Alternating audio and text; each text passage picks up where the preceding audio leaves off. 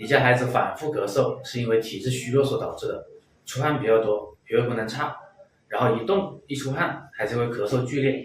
你回家用那个鸡蛋，我们鸡蛋外面有一层膜，我们中药里面叫凤凰衣。我们把那个鸡蛋小心翼翼剥下来，然后介于那个鸡蛋跟那个壳之间那层薄膜，就叫凤凰衣。凤凰衣在中医里面有很好的补气敛汗的效果，增加免疫力的。然后你把那个鸡蛋用点黄芪，用点党参，用点枸杞子，然后一起煮，一起熬那种汤啊，大概吃个半个月，就可以把那个汗给止住。无论你孩子是气虚还是阴虚，咳嗽都比较适用。